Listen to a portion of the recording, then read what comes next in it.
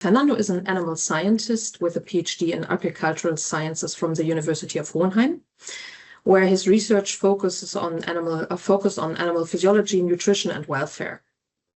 In his current role as a postdoc and TARCforce3R coordinator at the University Medical Center in Mainz, he works at the intersection of culture of care and the 3 Rs to improve both animal welfare and research quality. In addition to serving on the editorial board of Laboratory Animals Journal, Fernando actively engages with international 3R networks and is dedicated to mentoring early career researchers and advancing well-being and ethical research practices. Let's talk about internal communication. So today I will touch some of the points. So Aoife mentioned in the first talk, and I would like we also touch on what we can do within the facilities or what we can do in our position really to improve communication and trust in order to prevent and to manage in a better manner compassion fatigue and other problems. I will share in this presentation my experience working in facility, but also working in a research center, a translational research center. So please take every comment and every interaction we have as an experience I have went through by several years. The point is that we are working or talking every day about communication, but at some point we have underestimated communication and trust within the facility and within the daily life. For example, in 2025, we performed a workshop on culture of care, and I asked the people on that workshop that ranked the challenge based on their impact in young researcher well-being. And we found that yes, experimenting with animals causes stress and is ranked in the 4th place. That means that this is really important. But we have to address early career research and animal technicians and PIs and every stakeholders as a whole environment. One environment in which we can promote positive communication and also culture of meetings, but also culture of conversation and culture of mistakes. In this regard, we can afford in a better manner what compassion fatigue and moral stress, for example, can cause to the animals. A facility in which we can talk about certainty, in which we have good communication with supervisor and co-workers, is a facility that really can tackle in a better manner with the stress that in this case is pertaining to working with animals. But for that, I would like you maybe to cognitate, to think about what practices do you think can help build trust in your workplace. So I will offer you in the next slide some options, and then you will scan the code and you will rank which of these options or possibilities are the most important for building trust in your workplace. So take the number 1 is the most important. So please scan the code and vote, and let's do it together. So I will give you maybe 30 seconds for starting. So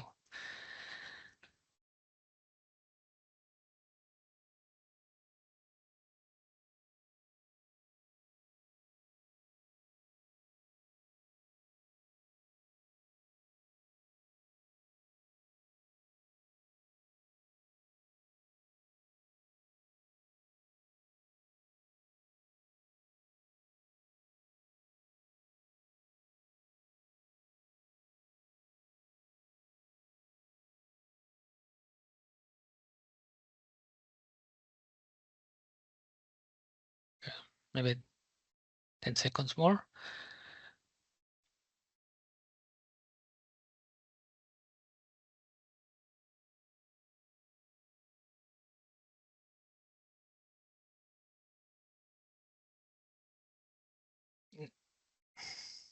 Okay, it looks like we already have a trend. So for the public, for the audience, including myself, so it is important for us to being our supervisors or our co-workers we are really ourselves to be open about the feedbacks and new ideas, because usually, as Aoife mentioned, have not the possibility to share, have not the time, and also the possibility to share our ideas.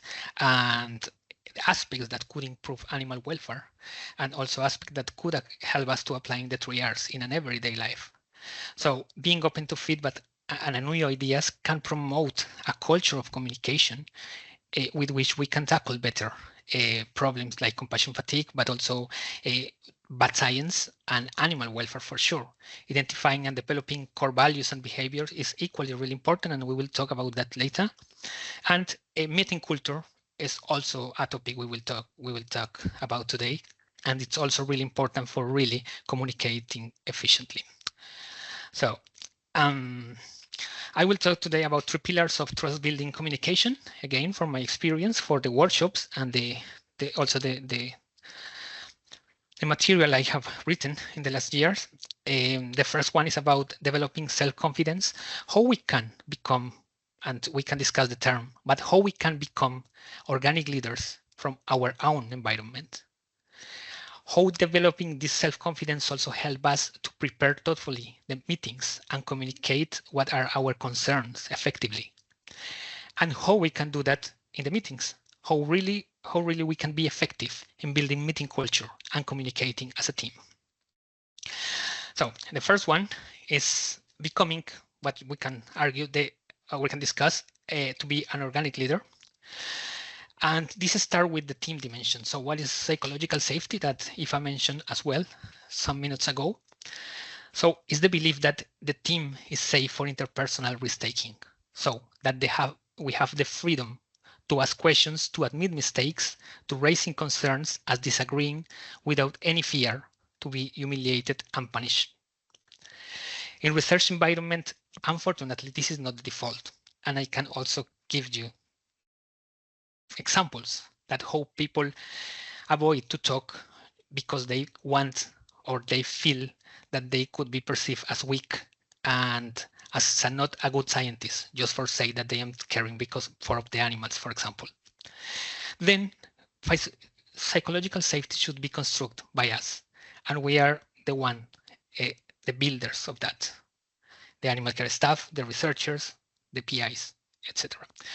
Psychological safety looks like in practice a team member that flags a welfare concern without having a very bad night last night thinking and what the team will say or what the supervisor will say if I say that, what my boss will say.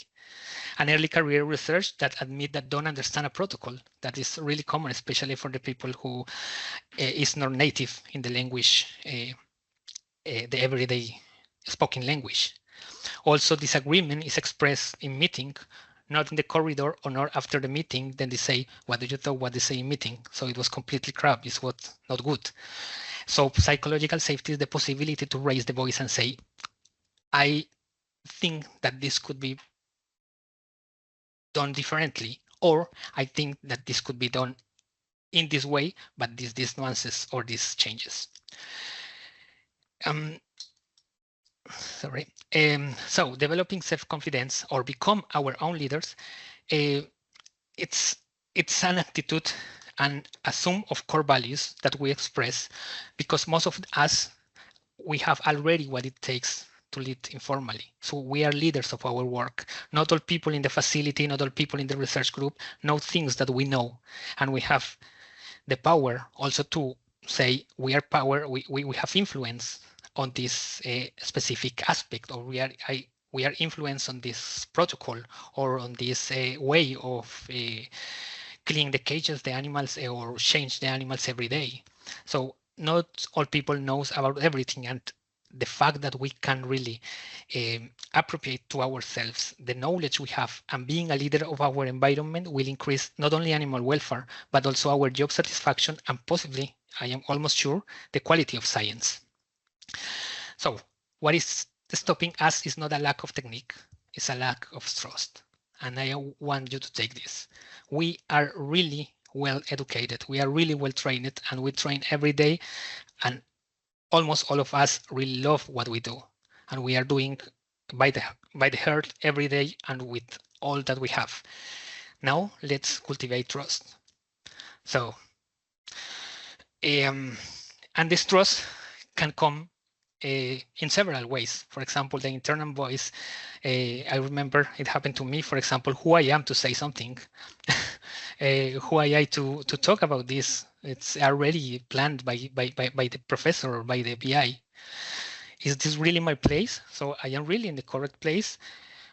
What if I make a mistake? What if I get wrong? What if I say something stupid? I don't want to appear this kind of person. So this kind of problems we have are affecting our confidence every day and could also affect in the general the performance of the facility. So from my experience and what I can say from you is that really by developing this organic leader in which you are sure what you are good at and you are able to raise their voice will be very helpful for animal welfare, for science, and for you because you will be observed in a more respectful manner. So it's not arrogance, it's not certainty, it's no absence of the doubt. It's the belief that you perceive and you have a value and you can act on what you believe when things become uncertain. Yeah, in research environment, for example, self-confidence means to observe. So trust on your own observation about what is happening with the team without judging, knowing that you will be in concerns and word raising, even if no one has raised them yet. So probably when you raise on the first time, your colleagues will start raising also this problem or other problems. Also knowing your values clearly enough that you don't need external validation to act on them. And this becomes with the repetition, with the work you are doing every day to show that really your concerns are affecting the animals or really your concerns are affecting the practices. And be willing to be wrong and knowing that being wrong won't never erase your word. And this is really important. So regarding the team dimension, what we have also observed in our research and also in our workshops, in our education, is the importance of leaders already established, have, for example, PIs or professors have also on the development of their people. And it, for example, how important for us or for early career researchers or for animal care staff is to admit that we have mistakes, gaps. When the most senior voice says, I got that wrong, everything will breathe easier. And that is for sure. When our boss say, I am doing wrong, we can change, everything will feel more trust and more confidence in really to talk about what is happening. The reaction to the first difficult message always sets the tone of the conversation. So if you respond in a good manner and in a manner that transmits trust and confidence, you will get the rest of the conversation in this tone. If this is a constructive tone, it will be highly positive for the conversation and for the problem we are touching. So small things are causing enormous differences, at least in the meetings in which one word and the tone of one word can change completely the direction of the conversation. Publicly acknowledgement, it is important. I have seen that it is more and more used every day. And also say, this is an important thing to bring up because what I can say is saying something like that. So empowering the people when they talk and taking the concern seriously, it's really powerful for their everyday work. So again, how to communicate is really important for the people. And also that is more known that criticize the work, but never the person will give also value to the team. Many problems, again, involving compassion fatigue and moral stress, sorry for the typo here, usually come with a bad communication ground environment. I feel terrible and nobody cares. Last week I had an interview with a journalist about a case of students that really feel bad for killing animals. And when we go also to the information we have, for example, in the surveys, we found that most of the problems that come about compassion fatigue, about killing animals, always are surrounded by communicational problems. I feel bad because I have to kill 10 animals. And I asked the postdoc to help me, and he mocked me and say, you have to do that every day. I don't care about your suffering. Then if we understand that these internal problems also come together with communicational problems in the environment, in the big level, the fact that we change the communication with the people can help them really to tackle and to cope with this problem of compassion fatigue or a stress or moral problem. 4 questions for you that is important that I have learned from my experience. What are my non-negotiables? What is the values? Or what are the values I wouldn't compromise even under pressure? For example, the welfare of the animals, for example, the empathy, or for example, the integrity of the data. What does it cost me when I act against my values? What is really what we are feel? I had, for example, times when I remember that I went again some thinking, some values and behavior, and this night I couldn't sleep well. It was really bad until I really fixed the mistake I did. Where I am already leading without a title, what is your influence, your moments of influence, but also your area of influence, and how really you could change the culture of the environment by these moments of influence. And what I have been holding back that actually believe needs to be said. So name then, say what is holding back, and what would it take to trust myself enough to say it. When I am talking about this kind of conversation, I am not merely talking about the research group meetings, but also the conversations one-on-one, one-to-one are also kind of meetings in which we can create a lot of influences. With this, it is important also mention that when we talk about meetings, we are not talking only about results or data, hard data meetings. We also have to, would be nice to be encouraged to create moments and meetings just related to talk about these aspects.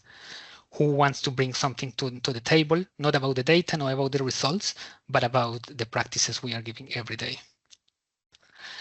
So being true to yourself can be a powerful tool to prevent compassion fatigue. This is something I would say.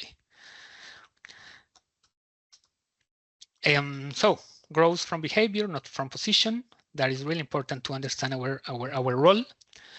Recognizable without being announced. Your team knows how you will react before you react. That is also important that they can see the leader in yourself in certain moments and influence in certain aspects. When you go first, other will go after you.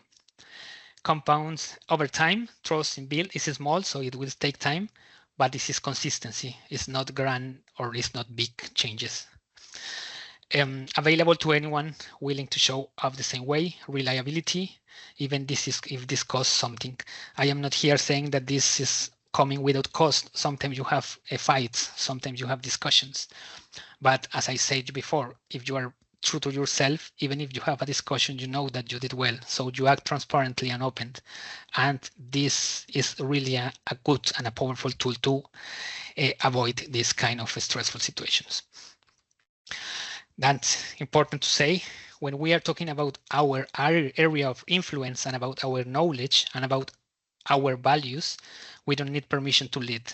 We need consistency and work in the same direction. I would like then just to ask you, given on how you can feel you can develop your organic leader and you can put together this into the practice, and ask you if a new colleague observed you for a week, which value should be visible in your speak, listen and decide. What do you think the people recognize you by, especially the newcomers to the facility? So scan the code and let's see some responses.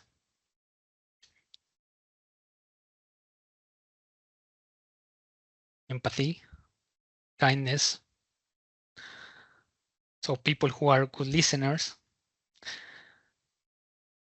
Calm is really important. Also, the people who can really under the problems can be or can stay calm into the meetings. We have many responses here. So compliance is really important. I will touch a little bit about that later. Honesty.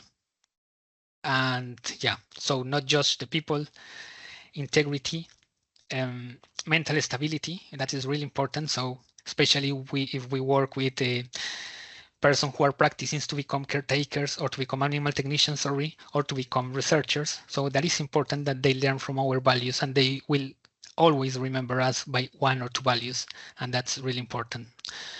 Okay, so then empathy looks like that is really important for us, so that's a good way, because empathy is the trigger of good science and good welfare.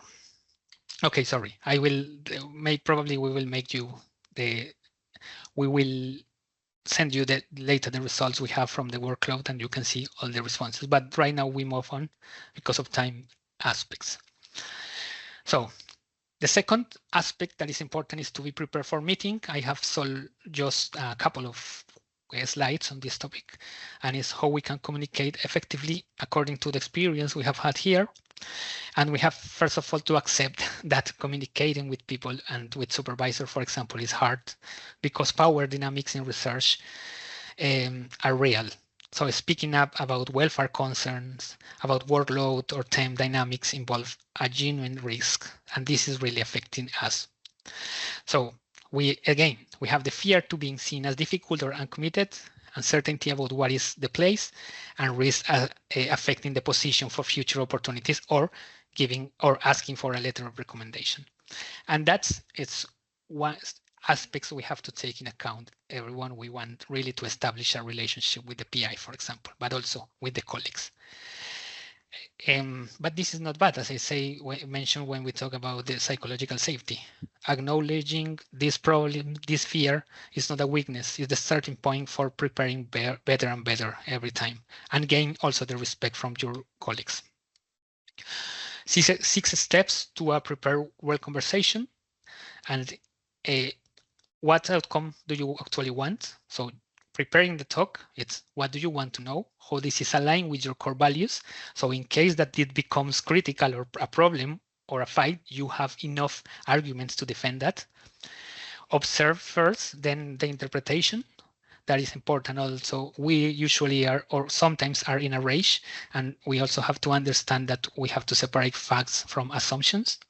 And that's really difficult, but believe me, it's really powerful. Consider always your PI pressures and values. So find the win-win, and I would say persuade. So you never will find something from our fight, that's for sure. Then try to see what are the values of my PI, what are the values of my colleague, and how we can find a win-win. If I can identify one, for example, integrity, or for example, accountability, and I can explode this value, we will have a very good preparation of the meeting, probably a very good meeting. Write the exact question do you want to ask. Try to keep and talk around that, because it's easy to go to the branches in our meeting. And I find also important, for example, to connect your concern with welfare and science. That is also a part of persuade the other people. If you can connect your emotional or your moral concerns to welfare and science, and you can say this is affecting numerically the science or the welfare of the animals, you will find more points of agreement, and this is interconnected. Share the agenda, but this is commonly people feel value and feel appear or are respected when they can prepare. And the final point is about the building a meeting culture, because this part is really important. If we are really knowing ourselves and we are really knowing our role in the facility or in the research group, and we prepare the meetings, we want to have good meetings. So meeting culture is a team culture. Meetings are not logistics, they are how the team is in general. So in animal teams, poor meetings can mean waste time, welfare concerns raised informally or never raised at all, early career research silent, and I have seen that many times, even when they notice something important, the decision made without the people who implement them. And this is also a part of the appreciation and the feeling of feeling value. It is bad that if you are the coordinator of the facility and they take decisions without you, this will erode all your self-esteem, and this will really dramatically affect your performance and also your welfare, your well-being. And this is unfortunately seen in the facilities, for example, or in the research groups. And everything is fine, and we are doing this always in the same way. So if this becomes default, this could be also a threat. So good meeting culture is one of the most accessible levers of change, and it's available to everyone. As I said, your meetings can be one-to-one. It's not depending on institutional structure, so we can do really changes in our everyday work. For practices that change the room, allow a space for every person, even if they don't want to talk, to make them feel that people value, or the people value, and they have a really high value is really important. Actively draw voices that are from shy people, but okay, that depends if the silence is consent. If the people, for example, is introvert and don't want to add something, that is understandable, but we also have to be sure that we open the room for everyone. Again, distinguish opinions and decision, because this can also create confusion. And important for me is name disagreement explicitly rather than papering over it, because unspoken tension tends not to disappear. Make welfare an agenda item. Is there anything about animal or your well-being we want to flag or discuss today in the meeting? Is anyone on the team carrying concerns they have not had the space to raise? Are there protocol issues, resourcing problems, or pressures affecting the well-being of the animals or our well-being? That's, I would say, we should delegate a room into the meeting to talk about these specific questions. Is everything is okay with the animals? Just no. It normalizes well-being as a continuous conversation, not as a crisis response. It gives junior team or early career researcher a legitimate space to speak. And over time, it creates a record of awareness and responsiveness.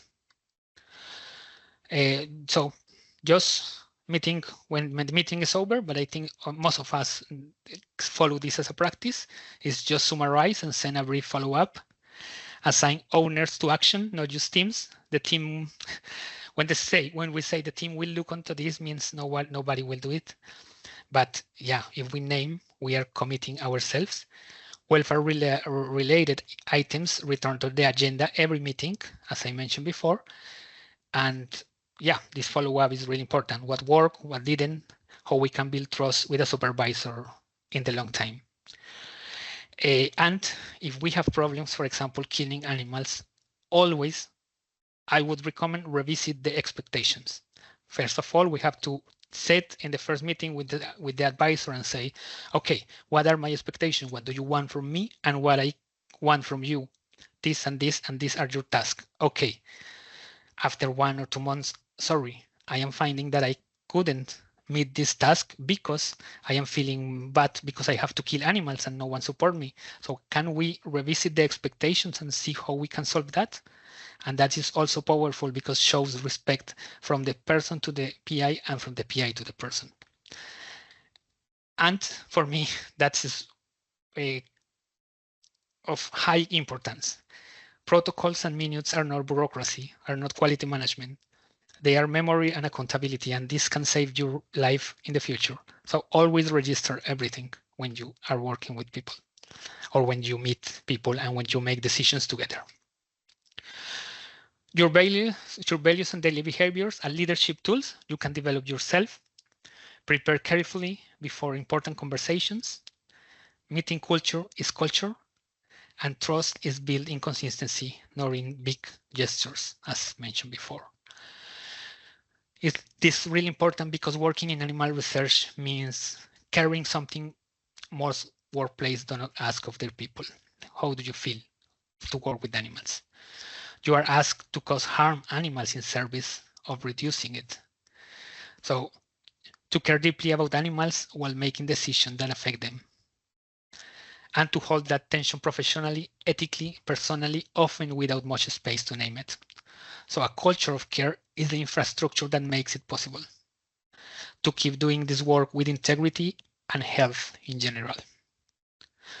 Every conversation you prepare for carefully, every meeting where you invite a quieter voice, every moment you trust yourself enough to say what you see are not small acts, are acts of culture of care, better welfare, and better science. Finally, I would like to ask you, what is one thing you will do differently in the next 2 months or in the next 2 weeks to build trust and openness in your team? Please vote. And this is the last poll.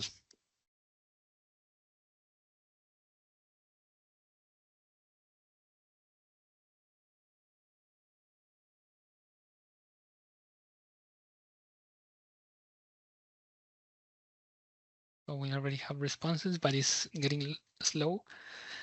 Open discussion, listen more closely, be open, be transparent,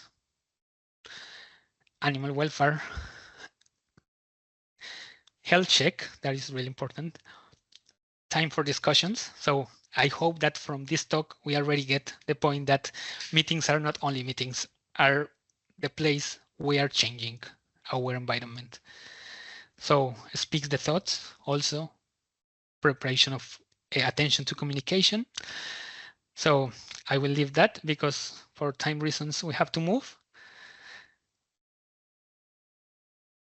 And finally, I would say thank you to my team, especially my team or my teams here in Germany with Fabienne Ferrara, Sabine Bischoff, with whom we work together in culture of care for early career research, also for animal care staff in the areas of resilience, communication, German networking, culture of care.